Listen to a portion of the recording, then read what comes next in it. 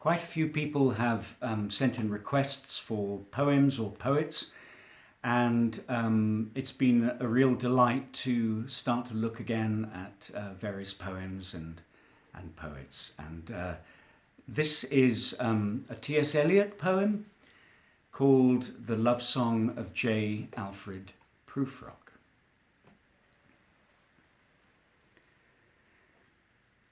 Let us go then, you and I, when the evening is spread out against the sky like a patient etherized upon a table. Let us go through certain half-deserted streets, the muttering retreats of restless nights in one-night cheap hotels and sawdust restaurants with oyster shells. Streets that follow like a tedious argument of insidious intent to lead you to an overwhelming question. Oh, do not ask, what is it? Let us go and make our visit. In the room, the women come and go, talking of Michelangelo. The yellow fog that rubs its back upon the window panes, the yellow smoke that rubs its muzzle on the window panes, licked its tongue into the corners of the evening, lingered upon the pools that stand in drains, let fall upon its back the soot that falls from chimneys, slipped by the terrace, made a sudden leap, and seeing that it was a soft October night, curled once about the house and fell asleep. And indeed there will be time for the yellow smoke that slides along the street, rubbing its back upon the window panes. There will be time to prepare a face to meet the faces that you meet. There will be time to murder and create, and time for all the works and days of hands that lift and drop a question on your plate. Time for you and time for me, and time yet for 100 indecisions and for 100 visions and revisions before the taking of a toast and tea. In the room, the women come and go, talking of Michelangelo. And indeed, there will be time to wonder, do I dare? And do I dare? Time to turn back and descend the stair with a bald spot in the middle of my hair. They will say, how his hair is growing thin. My morning coat, my collar mounting firmly to the chin, my necktie rich and modest, but asserted by a simple pin. They will say, but how his arms and legs are thin. Do I dare disturb the universe? In a minute there is time for decisions and revisions which a minute will reverse. For I have known them all already, known them all, have known the evenings, mornings, afternoons. I have measured out my life in coffee spoons. I know the voices dying with a dying fall beneath the music from a farther room. So how should I presume? And I have known the eyes already, known them all, the eyes that fix you in a formulated phrase. And when I am formulated, sprawling on a pin, when I am pinned and wriggling on the wall, then how should I begin to spit out all the butt ends of my days and ways? And how should I presume? And I have known the arms already, known them all. Arms that are braceleted and white and bare, but in the lamplight downed with light brown hair. Is it perfume from a dress that makes me so digress?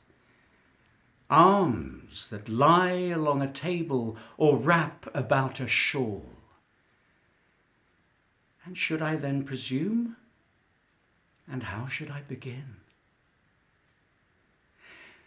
Shall I say, I have gone at dusk through narrow streets and watched the smoke that rises from the pipes of lonely men in shirt sleeves leaning out of windows?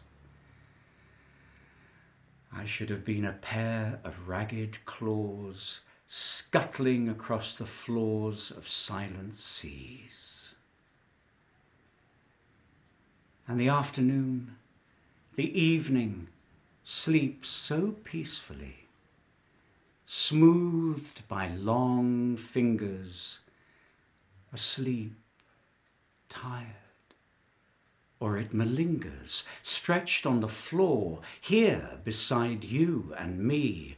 Should I, after tea and cakes and ices, have the strength to force the moment to its crisis?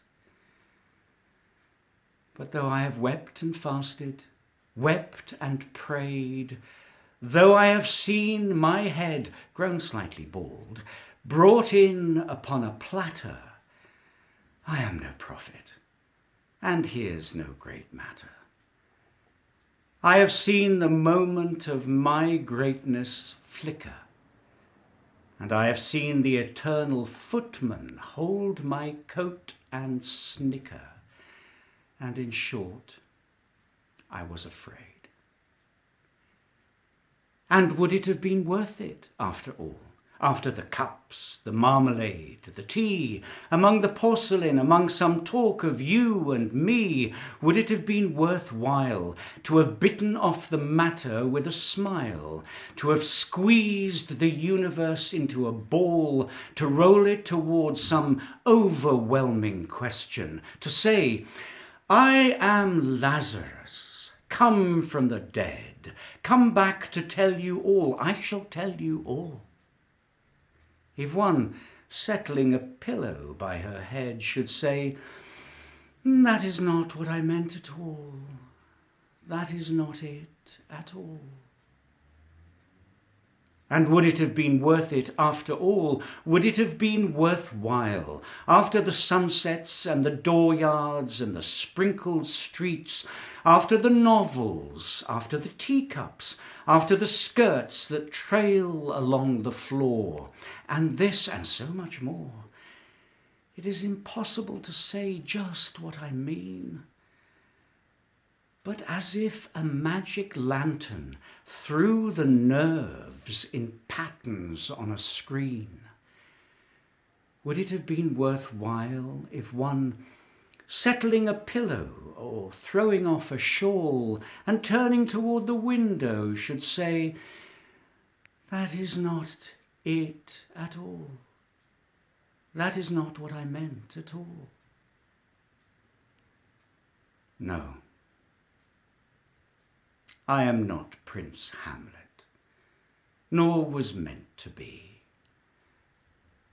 Am an attendant lord, one that will do to swell a progress, start a scene or two, advise the prince. No doubt an easy tool, deferential, glad to be of use, politic, cautious, and meticulous, full of high sentence, but a bit obtuse. At times, indeed, almost ridiculous. Almost at times, the fool. I grow old. I grow old. I shall wear the bottoms of my trousers rolled. Shall I part my hair behind? Do I dare to eat a peach?